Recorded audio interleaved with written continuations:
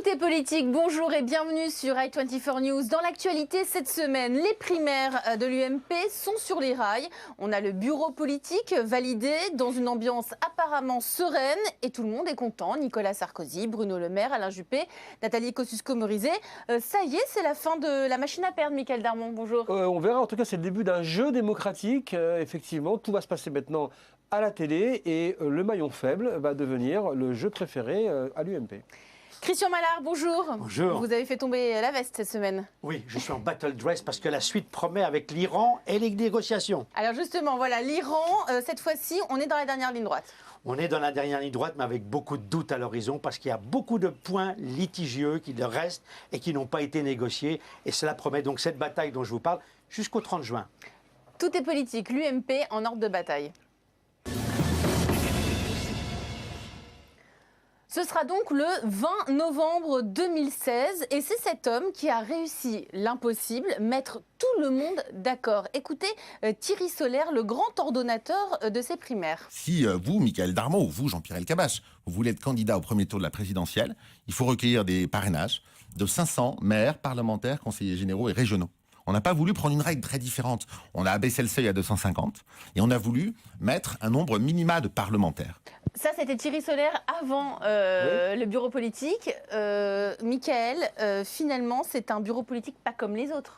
C'est-à-dire que c'est en fait une révolution politique, de culture politique, de mode de fonctionnement à droite, où on avait plutôt l'habitude, dans ce parti issu quand même de la tradition du RPR, d'être dans une démarche un peu bonapartiste, c'est-à-dire il y a un chef, tout le monde suit derrière, le chef est désigné par son charisme, voire sa capacité donc à tuer les autres. Se mettre sur une même ligne, forme de chorus line politique, avec chacun son pupitre, son programme, son couloir, et se présenter devant les électeurs au sens large de la droite, c'est-à-dire pas simplement les encarter à la télévision, puisqu'il y aura un débat effectivement télévisé comme pour les socialistes. C'est la deuxième révolution politique et culturelle de l'UMP, c'est qu'elle tout simplement, elle adapte le processus qui avait été mis au point par les socialistes. Vous parlez de révolution culturelle. Un de vos confrères sur votre chaîne, iTélé, l'autre chaîne, iTélé, disait: l'UMP, c'est l'union de la mutation progressive. Est-ce qu'on peut appeler ça comme ça, la mutation progressive? Oui, moi, à un moment donné, je pensais que c'était le PMU qui cherchait son cheval de bataille. Oui, ou c'est union pour ma pomme.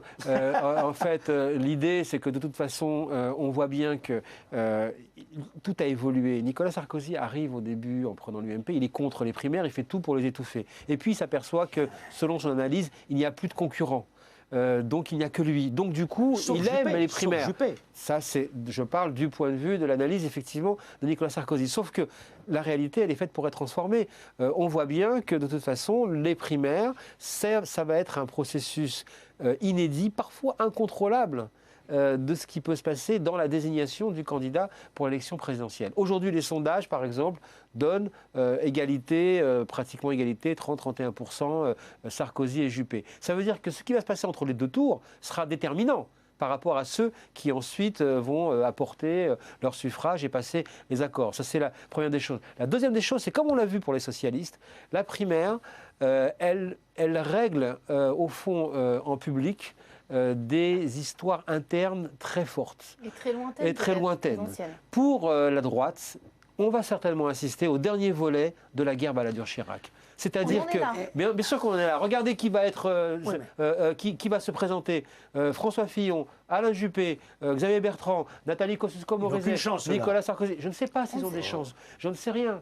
Vous savez, personne ne pouvait dire que la primaire socialiste se réglerait dans une chambre d'hôtel à New York. Personne. Alors ça c'est clair. Donc on ne sait pas ce que c'est l'élection présidentielle de 2017. Voilà. Et on ne sait pas si effectivement Nicolas Sarkozy, comme tout le monde veut bien l'écrire aujourd'hui, sera... Mais peut-être va-t-il pas se présenter. Est-ce qu'il est capable de penser, Mickaël, vous êtes le spécialiste, est-ce qu'il est capable de penser que par exemple Juppé a plus de chances que lui d'être réélu parce qu'il ratissera beaucoup plus large? Est-ce qu'il est capable de se retirer? Est-il capable de faire marche arrière? Donc c'est une guerre d'ego. Il peut y avoir une guerre des égos à nouveau. La seule chose qui peut faire reculer Nicolas Sarkozy, la seule chose qui peut faire reculer Nicolas Sarkozy, c'est de bien prendre conscience que même s'il est désigné candidat, à ce moment-là, il ne pourra pas être élu président de la République. Et là, ça pourrait lui poser un problème. Ça pourrait le faire réfléchir. Presque 60% des Français n'ont pas envie de le voir revenir. Oui, mais pour Nicolas Sarkozy, ce n'est pas un sujet. il faut bien comprendre, non mais c'est ça la différence, quand on se place du point de vue du bord politique, il ne pense pas comme nous. Il estime qu'il n'a rien à faire de son sujet avec l'opinion. Il estime, Nicolas Sarkozy, c'est que, j'essaie de terminer la démonstration de Nicolas Sarkozy, il estime que lorsqu'il arrive candidat à l'élection présidentielle, alors les conditions politiques détermineront, parce que Marine Le Pen pourra peut-être effectivement être au second tour, en tout cas secrètement, on va le dire, tout le monde l'espère, hein, d'accord ? Et ça permettra, évidemment, et ça permettra ensuite de pouvoir gagner. Mais une fois de plus, ça, ce sont les programmes bien écrits, bien ficelés. Oui. On sait que tous les scénarios sont faits pour être bouleversés, et certainement le seront-ils. Mais ça complique pas un peu la donne, justement, cette histoire de primaire à l'UMP? Parce que quand on rentre un peu dans le détail, moi j'ai un peu regardé, il a été acté que chaque membre de la direction candidat à la primaire devra démissionner de sa fonction à l'UMP. Oui, et c'est ça le point sensible.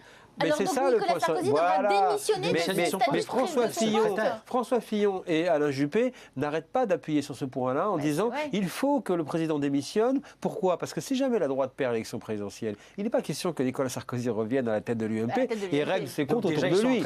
Il règle ses comptes autour de lui. Il prépare le coup d'après. Ça se passe dans une ambiance aussi, soi-disant officiellement sereine.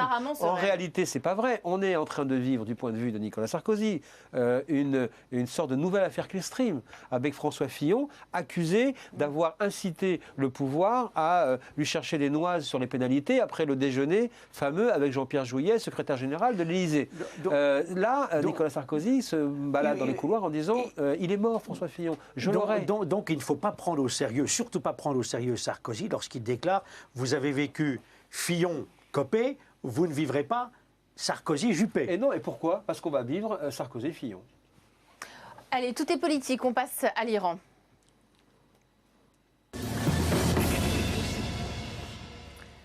La date a été fixée au 30 juin. D'ici là, les grandes puissances doivent conclure un accord définitif sur le nucléaire iranien. Christian Mallard, avant d'écouter Laurent Fabius à l'issue de ces négociations à Lausanne, est-ce que pour vous, cet accord cadre a de la valeur ?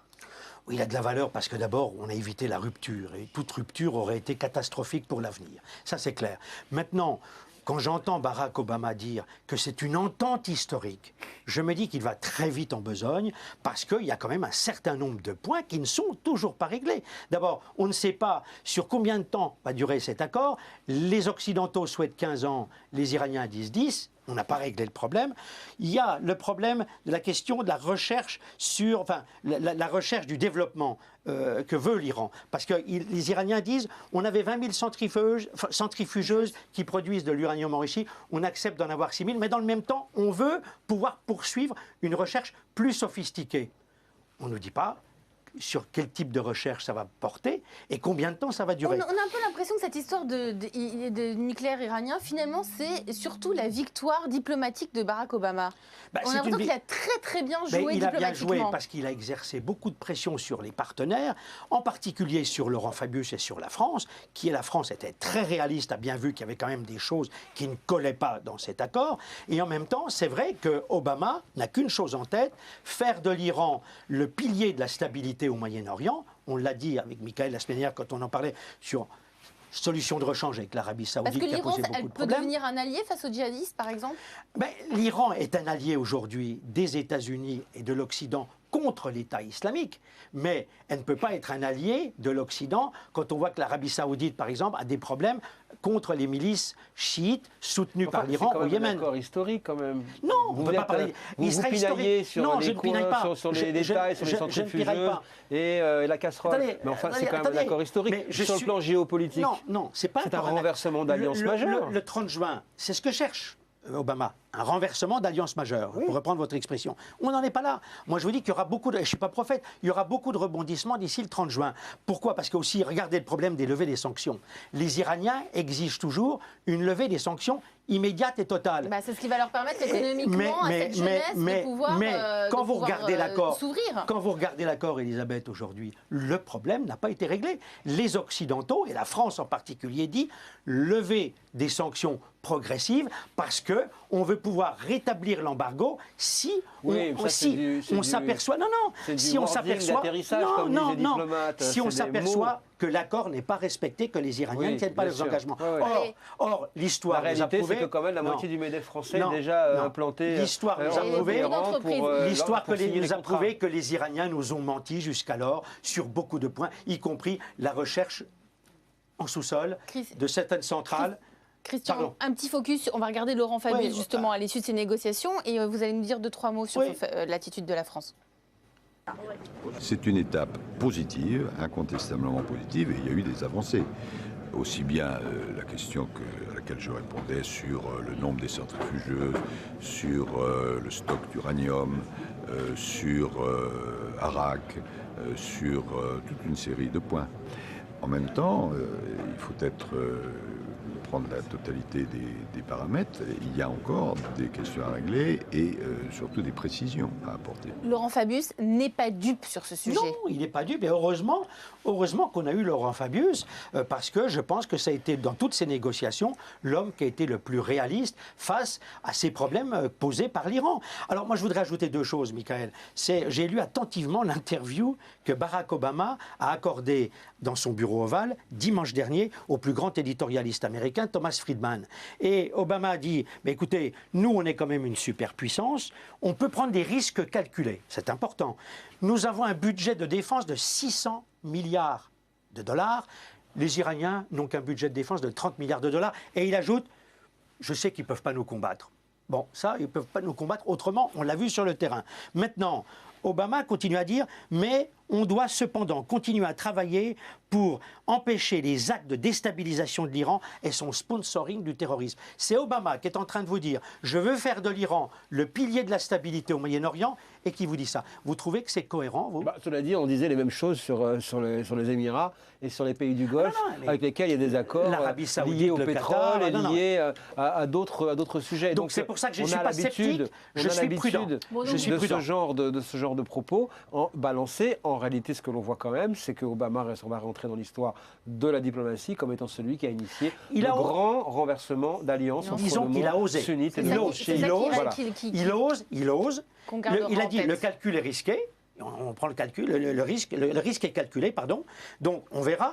Mais je pense qu'honnêtement, quand vous regardez tous les détails, les points sur lesquels il y a encore quelques pommes de discorde, il y aura, je pense, des rebondissements d'ici le 30 juin. Dans quel sens, je n'en sais rien. Allez, on disait certainement la même chose quand Nixon commençait à parler avec les Chinois. Avec les Chinois en 72. Tout est politique. Les images de la semaine.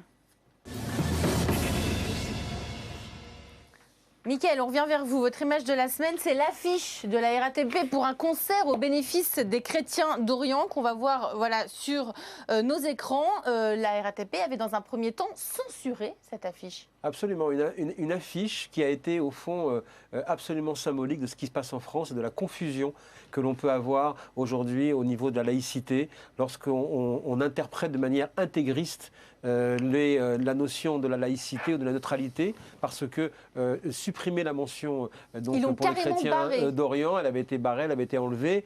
En fait, c'est tout simplement ne rien comprendre de la façon dont les gens aujourd'hui fonctionnent et comment on envisage aussi les questions de religion et de culture. C'est aussi faire un amalgame absolument incroyable, c'est-à-dire de décider ou de dire ou de présenter le massacre des chrétiens d'Orient comme étant un conflit armé alors qu'ils sont victimes d'un massacre, que c'est un massacre absolument humanitaire et unilatéral. Donc c'est déjà vraiment ne rien comprendre à ce plat. Mais c'est surtout, je dirais, ça symbolise, parce que c'est quand même une grande entreprise publique et inscrite dans le patrimoine national, la RATP, ça symbolise à quel point, au fond, on ne comprend plus rien en ce qui concerne cette notion de laïcité à la française. De religion. Je vous ferai remarquer qu'on n'a pas l'affiche, mais la même RATP affichait des affiches encore récemment pour des produits halal en souhaitant bon ramadan sur les affiches, et que lorsque le pape est venu pour les JMJ Jean-Paul II en 96, il y avait d'énormes affiches dans le métro avec les mots du pape pour aller à la grande messe à Longchamp, et les stations de métro étaient restées ouvertes plus tard. Donc on est dans l'incohérence la plus totale, et une fois de plus, ça montre que la force des réseaux sociaux, de l'opinion publique, a fait plier, on va dire tout simplement la non-réflexion et la bêtise, et qu'on peut peut-être rebaptiser ces jours-ci la RATP, c'est rame après ton prêtre. Christian, votre image de la semaine, on est un peu dans le même sujet, Oui, c'est tout à le fait. massacre des étudiants chrétiens au Écoutez, Kenya. il faut à partir du fait que l'université. le Kenya, c'est 82% de glaçant. chrétiens, 82% de chrétiens au Kenya et 11% de musulmans. Et les Shebabs, qui ont massacré ces chrétiens à l'université de Garissa, à l'est du Kenya, les Shebabs, c'est quoi? Eh ben, c'est l'État islamique dans la corne de l'Afrique. Ce sont les barbares. Ils ont sélectionné leurs victimes, ces chrétiens, ces jeunes chrétiens de l'université de Garissa. Alors, si vous voulez, je crois, ça corrobore tout ce qu'on a dit jusqu'à présent, c'est de voir à quel point l'État islamique est en train de prendre du terrain, de se répandre, de s'étendre partout. C'est une guerre de religion qui est lancée par ces gens qui veulent casser la cohabitation. Attendez, qui veulent casser la cohabitation qui existe entre les chrétiens et les musulmans du Kenya.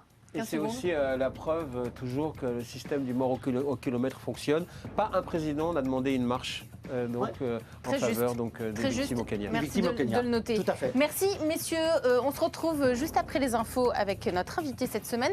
C'est le député PS François Loncle. À tout à l'heure.